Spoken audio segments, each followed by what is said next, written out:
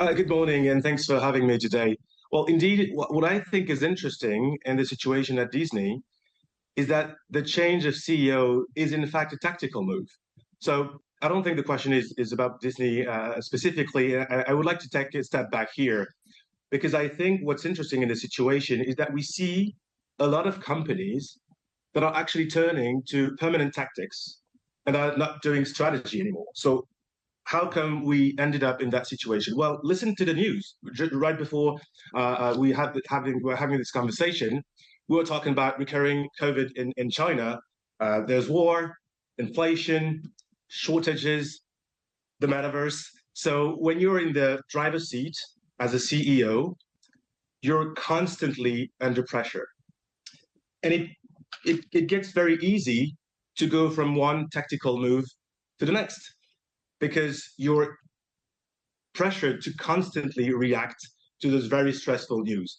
I think this is very dangerous because if you're going to build for resilience, if you're going to build for growth, if you're going to build for more sustainability, you need to take courage and take the discipline and make the effort to allocate the proper amount of attention to design strategies that will enable for you to bring your company through those rough waves. Do we need to separate out or have a distinction between bringing back an old CEO who knows the business and therefore doesn't have to start from square one to try and understand the business to then reinvent it? Is that different, for instance, when we talk about a Bob Iger situation, also a Howard Schultz when he was brought back to Starbucks, versus just bringing in a brand new CEO to look at the business with fresh eyes, but having to learn every little bit of how the culture works and how business operations connect to each other? Well, I think it's interesting what you're saying because it raises the question of to what extent in this situation do you want to rely on historical information, and past experiences? And what's interesting and what we're seeing is that we're entering an unprecedented era of volatility and unpredictability. There was actually a very interesting piece from the FT a few weeks back that was stating the new era for CEOs, the age of uncertainty. So in that context, making the assumption that you can, again, rely on what worked in the past, I'm not sure that's necessarily the right answer.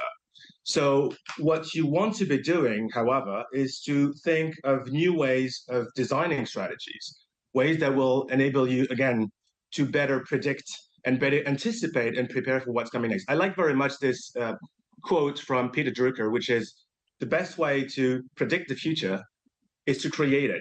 The good news is, again, that there are answers to this. You were mentioning earlier, how do we manage to navigate uncertain times?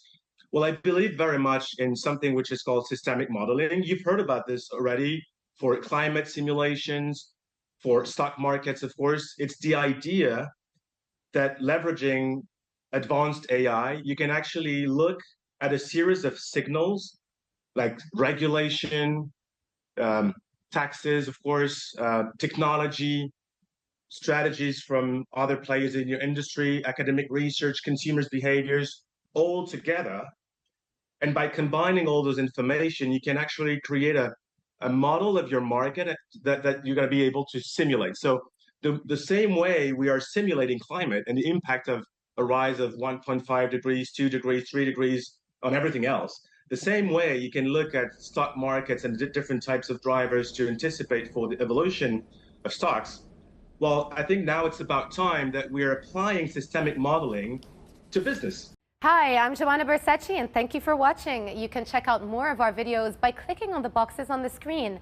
And don't forget to subscribe to our channel for more from CNBC International. Thank you for watching.